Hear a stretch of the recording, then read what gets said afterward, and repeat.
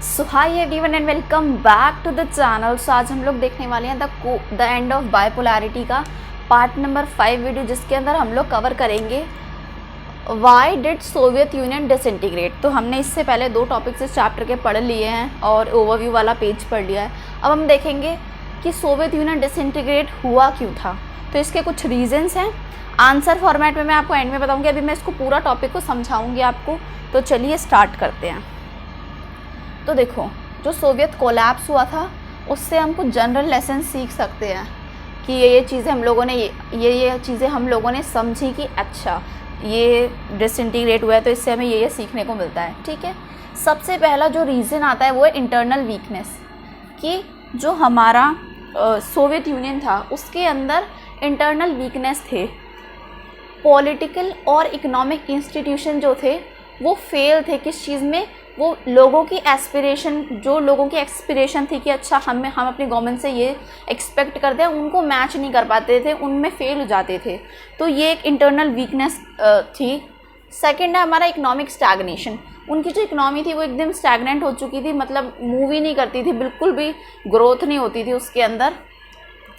Lead to consumer shortage, और इससे क्या हुआ कि कंज्यूमर शॉर्टेज आ गया, मतलब कि जो भी गुड्स इनको चाहिए होते हैं वो सारी उनमें शॉर्टेज आ गया और इनको सारी चीज़ें इंपोर्ट करानी पड़ती थी। एक टाइम ऐसा था कि जो हमारा सोवियत यूनियन था वो पिंस टू कार, मतलब कि हर छोटी से छोटी चीज़ और हर बड़ी से बड़ी चीज़ बनाता था अपनी कंट्री के लिए, अपने लोगों के लिए। और आज के टाइम पर उसे कंज्यूमर गुड्स तक की शॉर्टेज आ रही है। फूड इम्पोर्ट्स उन्होंने करवाया था, हम लोगों ने लास्ट टॉपिक में ही पढ़ा है।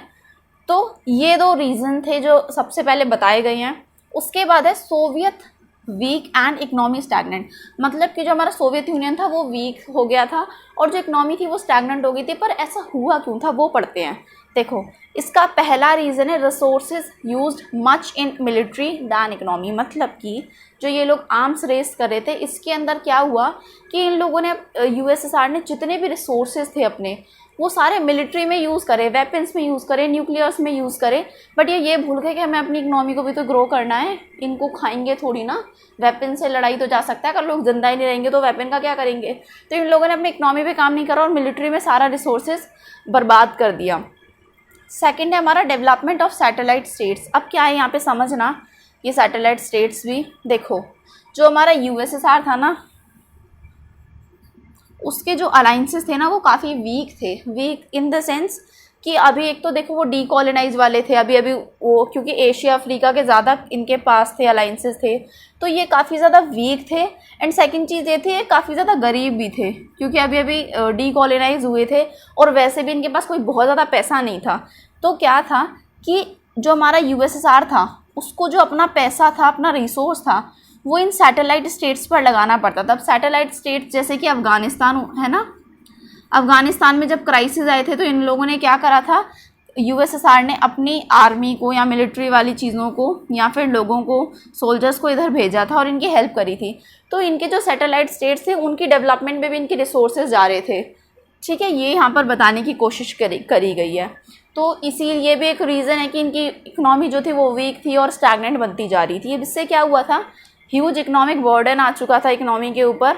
अब सारी चीज़ें इंपोर्ट करोगे तो बर्डन तो आएगा ही। ठीक है, थर्ड इसका रीज़न है एजुकेटेड सिटीजन अबाउट वेस्ट, मतलब कि अब जो लोग थे ना वो एजुकेट हो रहे थे किस चीज़ से रिलेटेड, उनको ये पता लग रहा था कि वेस्ट में तो यार बड़ा डेवलपमेंट है, लोग पर्सनली भी ग्रो कर रहे हैं, और मतलब लोगों को पता लग गया कि अब वेस्ट की हालत क्या है, जो इन लोगों ने इतने टाइम से छुपा रखी थी। ये क्या बोलते थे, काफ़ी सालों से बोलते आ रहे थे, being told Soviet Union is better than west, but after reality people got political and psychological shock, मतलब कि लोगों को ये बताया जा रहा था कि सोवियत यूनियन जो है वो बेटर है वेस्ट से, बट जब लोगों को रियलिटी हिट करती है तो क्या होता है, people got political and psychological shock, उनको शॉक लगता है कि यार हमें तो ऐसा बताया गया था, वैसा ऐसा हो रहा है। ये वही वाली बात हो गई कि आपको बताया गया आपकी मम्मी ने कि शाम को बनेगा पनीर और आपको मिलता है करेला, तो आप समझ सकते हो कि क्या सिचुएशन होगी उस टाइम पे लोगों की।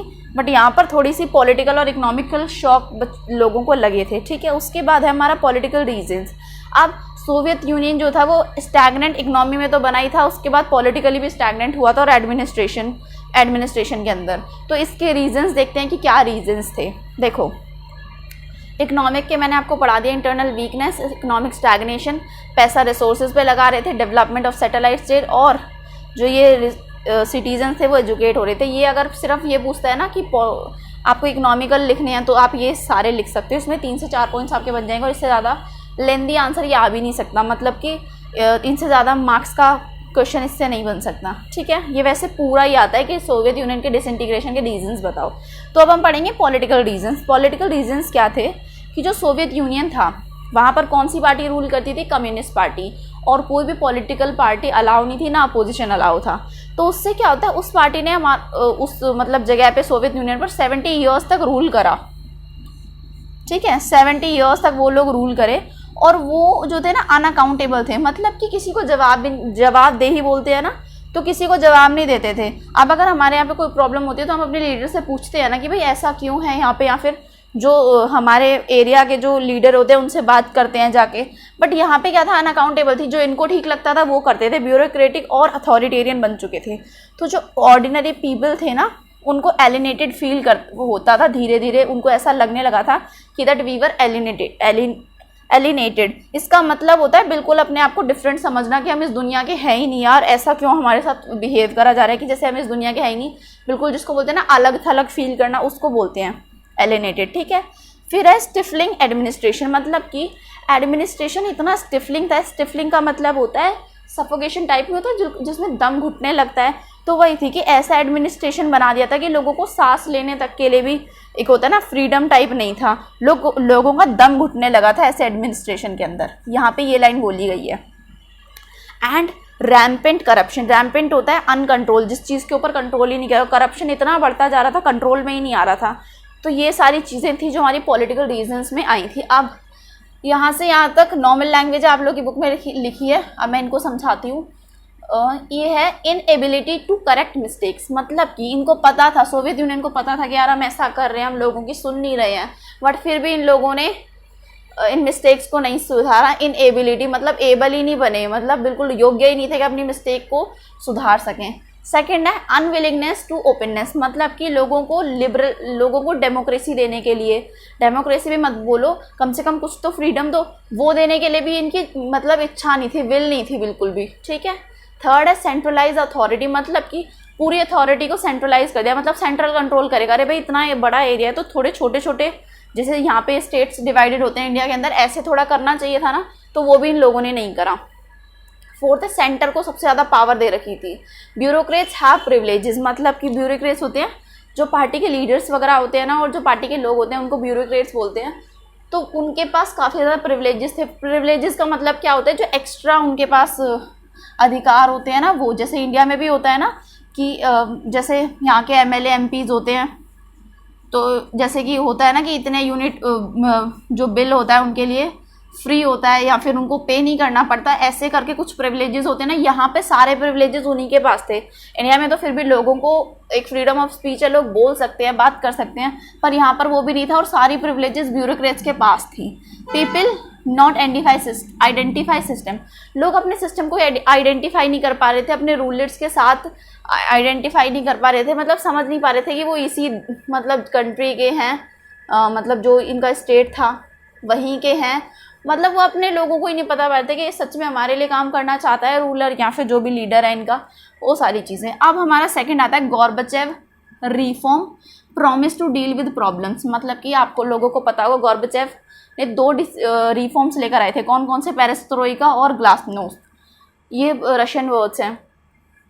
तो इनका मीनिंग क्या होता है? पेरेस्ट्रोइका का मतलब होता है हमारा रीस्ट्रक्चरिंग, और हमारा ग्लासनोस्ट का मतलब होता है ओपननेस, ठीक है।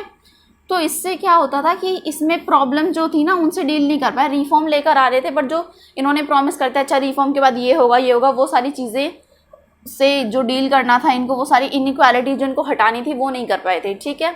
इससे क्या हुआ, इन्होंने लूज़ कर दिया अपने एडमिनिस्ट्रेशन को। अब यहाँ पे एक बहुत इंपॉर्टेंट बात कही गई है, ध्यान से सुनना।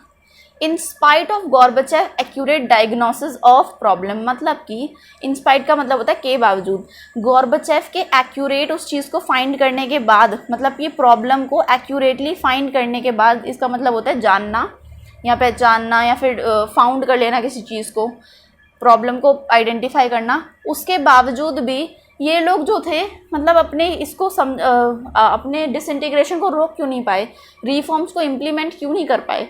तो उसका रीज़न है, देखो आंसर मैंने यहाँ पे लिखा है, आपकी बुक में भी दिया हुआ है ऐसे ही, मतलब पैराग्राफ फॉर्मेट में। इसका मतलब है, देखो, एक्सपेक्टेशन प्रिडिक्टेड बाय पीपल, मतलब कि अब यहाँ पे एक बात समझने की है कि जो सोवियत यूनियन के लोग थे उन लोगों ने फ्रीडम को टेस्ट कर लिया था एक बार, ठीक है।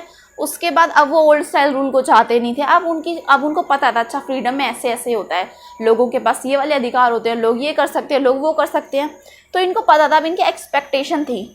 तो अब जो हमारी गवर्नमेंट ने जो गॉर्बेचेव रिफॉर्म लाना चाहते थे, उनसे इनकी एक्सपेक्टेशन काफ़ी ज़्यादा हाई थी and become impossible to control, और उन चीज़ों को कंट्रोल करना बिल्कुल इम्पॉसिबल हो गया। लोग सोचते थे अच्छा ये होगा, और इनके जो रिफॉर्म थे वो इनको मतलब सेटिस्फाई नहीं कर पाते थे, ये कहने का मतलब है इसका। उसके बाद क्या होता है, section of Soviet society. Soviet society जो होती है 2 सेक्शंस में बढ़ जाती है। अब कैसे बढ़ जाती है, देखो, एक होते हैं जो ये बोलते हैं कि गॉर्बेचेव जो है ना वो काफ़ी ज़्यादा फास्टली मूव कर रहे हैं, मतलब सॉरी, इसका मतलब है कि एक जो होते हैं, एक साइड ऑफ पीपल जो होते हैं वो ये बोलते हैं, सेक्शन ऑफ पीपल ये बोलते हैं कि गॉर्बेचेव जो है ना उन्हें थोड़ा जल्दी मूव करना चाहिए, और वो इस चीज़ से डिसअपॉइंट होते हैं और इम्पेशेंट होते हैं। इम्पेशेंट क्यों होते हैं, क्योंकि उन्हें पता होता है यार ये चीज़ें मिलेंगी अगर हमारे कंट्री में रिफॉर्म आ गए तो, ठीक है।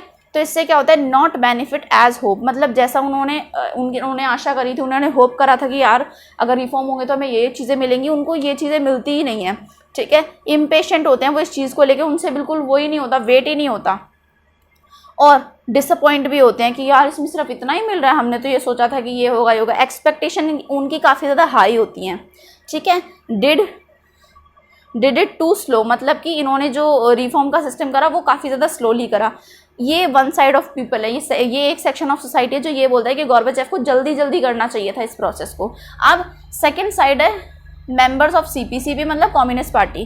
कम्युनिस्ट पार्टी के मेंबर बोलते हैं कि इनका बिल्कुल अपोजिट व्यू होता है। ये बोल रहे हैं काफ़ी ज़्यादा फास्टर उनको मूव करना चाहिए, ये बोल रहे हैं बहुत ज़्यादा फास्टर मूव करें ना, थोड़ा स्लोली करना चाहिए। ये बोल रहे हैं मूविंग टू क्विकली, प्रिविलेजेस वर एरोडिंग, मतलब इरोड का मतलब होता है हटना। तो ये बोल रहे थे कि यार गॉर्बेचेव जो है ना वो बहुत ज़्यादा जल्दी जल्दी मूव कर रहे हैं, उन्हें इतना जल्दी नहीं करना चाहिए। और ये ऐसा क्यों बोल रहे थे, क्योंकि इनके प्रिविलेजेस जो थे वो सारे इरोड हो रहे थे, इनके पास जो अधिकार आ रहे थे वो सारे हटते जा रहे थे। तो ये चाहते थे कि वो थोड़े और टाइम तक रहें, तो ये धीरे धीरे चाहते थे कि चीज़ों को धीरे धीरे हटाया जाए, एक साथ ना करा जाए, ठीक है। अब इस टग ऑफ वॉर के अंदर, टग ऑफ वॉर पता है जो ये वाली गेम नहीं होती रोप वाली, कि यहाँ पर एक मार्क होता है, इधर एक ग्रुप ऑफ पीपल होता है, इधर एक ग्रुप ऑफ पीपल होते हैं, और इसको पुल करने की कोशिश करते हैं दोनों साइड से, और ट्राई करते हैं कि एक मतलब वन साइड ऑफ पीपल एक ही साइड पे आ जाए, ठीक है ना। तो इसी टग ऑफ वॉर में मतलब आधे लोग इधर डिवाइड हो गए और आधे लोग इधर डिवाइड हो गए। इस टग ऑफ वॉर के अंदर गॉर्बेचेव ने अपना सारा सपोर्ट खो दिया, जितना उनको 2-4 जगह से थोड़ा बहुत सपोर्ट मिल रहा था उन्हें वो भी नहीं मिलने वाला, अब वो भी मिलना ख़त्म हो गया था। इसने क्या करा था, डिवाइड कर दिया था लोगों के ओपिनियन को, कुछ लोग इसको सही समझते थे तो कुछ लोग इसको सही समझते थे। पीपल विद हिम, जो लोग उनके साथ थे वो खुद डिसइल्यूजन थे, उन्हें खुद नहीं समझ में आ रहा था कि यार ये जो गॉर्बेचेव है ये खुद की पॉलिसीज़ को ही डिफेंड नहीं कर पा रहे, तो लोगों को क्या समझाएंगे, तो लोगों को कुछ भी समझ में नहीं आ रहा था कि हो क्या रहा है। अब देखो, पॉलिटिकल और इकोनॉमिक रीजंस हम लोगों ने पढ़े, इकोनॉमिकल मैंने आपको यहाँ पे पढ़ा है, पॉलिटिकल मैंने आपको ये सारे पढ़ा है। इसके बाद जो तीसरा रीजन आता था वो था नेशनलिज्म का, nationalism and the desire of sovereignty. Sovereignty का मतलब क्या होता है, आप लोग मुझे कमेंट करना कि सोवरेनिटी का मतलब होता क्या है, ठीक है। उसके बाद है हमारा through out the history of Soviet union. Nationalism जो होता है, नेशनलिज्म की जो फीलिंग होती है ना वो लोगों के अंदर होती है हिस्ट्री में ही, मतलब कि जब सोवियत यूनियन की हिस्ट्री अगर हम पुरानी बातें करें तब भी लोगों के मन में था कि लोगों को ऐसा लगता था कि शायद नेशनलिज्म की वजह से हमारा जो इतना बड़ा ग्रुप ऑफ कंट्रीज है यूएसएसआर है वो डिसइंटीग्रेट हो सकता है। उनके खुद के अंदर ही, मतलब सोवियत यूनियन के अंदर ही विद इन ही स्ट्रगल चलता था कि यार ऐसा कभी हो जाएगा, ठीक है। अदर मेंबर, अब जो अदर लोग थे वो क्या सोचते थे, वो ये सोचते थे कि जो मिखाइल गॉर्बेचेव है उनके रिफॉर्म्स ने इस चीज़ को स्पीड अप कर दिया है, इसके प्रोसेस को तेज़ कर दिया है, हैस्टन कर दिया है एंड इंक्रीज नेशनल डिससेटिस्फैक्शन। और इससे क्या है कि नेशनली डिससेटिस्फैक्शन बन गया लोगों के अंदर, ठीक है। ये बोला गया था, कुछ लोग इस चीज़ को बोलते थे, कुछ लोग इस चीज़ को बोलते थे, और कुछ ना कुछ परसेंट ना, 1-8% जो होता है वो ये भी रीज़न था कि भाई नेशनलिज्म पहले से चलता आ रहा था। गॉर्बेचेव के रिफॉर्म्स को पूरा ब्लेम करना ठीक नहीं है, ठीक है। At the time of cold war, अब कोल्ड वॉर के टाइम के जब कोल्ड वॉर का टाइम चल रहा तब क्या होता है कि लोग ये बोलते थे कि सेंट्रल एशिया वाला जो एरिया है ना, तजाकिस्तान वगैरह वाला जो एरिया है, वहाँ पे सबसे ज़्यादा मतलब डिसइंटीग्रेशन अगर होगा ना तो वहाँ से स्टार्ट होगा। क्यों बोलते थे? क्योंकि वहाँ पे रिलीजियस और एथनिक डिफरेंसेस ज़्यादा थे, वहाँ पे इकोनॉमिक बैकवर्डनेस थी, ये सारी चीज़ें वहाँ पे ज़्यादा फेस करी जाती, तो लोगों को लगता था कि यहीं से ही ऐसी सारी चीज़ें होंगी, ठीक है। बट एक बड़ा ही शॉक लोगों के पास आता है, और वो क्या होता है कि जो हमारा डिसइंटीग्रेशन का प्रोसेस होता है वो स्टार्ट होता है यूरोप से। यूरोप के काफ़ी सारे एरिया होते हैं जहाँ पे लोग इस चीज़ को स्टार्ट करते हैं और वो सोवरेनिटी के लिए चीज़ अपनी जो रेस होती है उसको बढ़ाते हैं, अपनी स्ट्रगल्स को कंटिन्यू करते हैं। रशिया ऐसा एरिया होता है। बाल्टिक रिपब्लिक्स मैंने आपको बताया था, इस्टोनिया, लत्विया और लथानिया, ठीक है, ये 3 स्टेट्स हैं जो बाल्टिक रिपब्लिक्स के अंदर आती है। मैंने आपको लास्ट वीडियो में ही पढ़ाया है। लिथुआनिया, यूक्रेन है एक एरिया, जॉर्जिया है। तो ये सारे एरिया ऐसे थे, इनको ऐसा लगता था कि यार हम जो है ना बहुत ज़्यादा पे कर रहे हैं, मतलब paying too high price to keep backward areas within the USSR. ये लोग ये सोचते थे कि यार हमें ना अपने आप को यूएसएसआर से अलग कर लेना चाहिए। क्यों? क्योंकि हम लोग ये कर रहे हैं कि जितने भी ये सेंट्रल एशिया वाले इकोनॉमिक बैकवर्ड वाले एरिया है, हम ही इतना ज़्यादा प्राइस पे कर रहे हैं और इनको यूएसएसआर के अंदर रख रहे हैं, तो हमें इनसे अलग हो जाना चाहिए और अपने आप को सोवरेन बना लेना चाहिए। तो ये 3 रीजंस थे हमारे, मैंने आपको पढ़ाया कौन कौन से थे। देखो, पॉलिटिकल रीजंस थे, कुछ हमारे इकोनॉमिकल रीजंस थे, और थर्ड मैंने आपको बताया नेशनलिज्म। अगर 3 मार्क्स का क्वेश्चन आता है तो आप इसको ऐसे लिख सकते हो, और अगर 6 मार्क्स का आता है तो भी आप इसको ऐसे लिख सकते हो। बट फिर पॉलिटिकल वाले पॉइंट्स हो गए, इकोनॉमिक वाले पॉइंट्स हो गए, वो आपको इंक्रीज करने पड़ेंगे। और इंट्रोडक्शन प्लस कंक्लूजन तो आपको हर क्वेश्चन के अंदर लिखना होता है 6 मार्क्स के अंदर, ठीक है। अब मैं आपको यहाँ पॉइंट्स बता देती हूँ आप कैसे लिखना। देखो, पहला पॉइंट लिखोगे इंटरनल वीकनेस एक रीजन था। सेकंड है हमारा इकोनॉमिक स्टैग्नेशन। थर्ड है हमारा रिसोर्सेज को मिलिट्री में ज़्यादा यूज़ करा जा रहा था। फोर्थ, देखो ये वाला जो पॉइंट है ना, ये आप तभी लिखना जब आपके पॉइंट कम पड़ रहा है, क्योंकि इतना इंपॉर्टेंट नहीं है और इसका डेटा भी थोड़ा कम है। फोर्थ आप लिखना ये वाला कि लोग एजुकेटेड हो गए थे, कि वेस्ट हमसे ज़्यादा डेवलप्ड है। ये हो गए, ये 4 पॉइंट्स मैंने आपको इसमें बता दिए पॉलिटिकल के लिए, ठीक है। फिर हमारे ये इकोनॉमिक के मैंने आपको बताए हैं, इकोनॉमिकल हैं ये। पॉलिटिकल वाले ये हैं, और यहाँ पे क्या है ये देखो, सबसे पहले लिखना कि सोवियत यूनियन वाली जो पार्टी थी 70 साल से रूल कर रही थी, बट फिर भी अनअकाउंटेबल थी। ये मत लिखना, ये मैंने सिर्फ आपको समझाने के लिए लिखा था। सेकंड, आप ये वाली लाइन लिखना, एंड उसके बाद फिर आप ये वाला पार्ट ज़रूर करना, क्योंकि इससे काफ़ी ज़्यादा अच्छे शो होता है, इससे आपको लगता है कि बच्चे को नॉलेज अच्छी, इसीलिए। तो 2 पॉइंट्स इसके हो गए। थर्ड आप ये भी लिख देना, किसने डिवाइड कर दिया था लोगों के ओपिनियन को। नेशनलिज्म में आप ये सारे पॉइंट्स लिख सकते हो कि नेशनलिज्म और लोगों की जो डिज़ायर थी वो हिस्ट्री से ही चलती आ रही थी। और सेकंड आप लोग ये लिख सकते हो कि जो मिखाइल गॉर्बेचेव थे, इनको पूरा ब्लेम करना सही नहीं है, 1-8% इसका भी रोल था। और फिर ये अगर आपके पास डेटा कम पड़ रहा है तो आप ये लिख सकते हो, वरना आप स्किप भी कर दो, कोई प्रॉब्लम नहीं है, ठीक है। तो इसके साथ मैंने आपको ये पूरा टॉपिक पढ़ा दिया। अगर आपको फिर भी कोई भी डाउट है कमेंट करो मुझे। So I hope you all like this video. If you like this video then give this video a big thumbs up and don't forget to subscribe my channel. Thank you.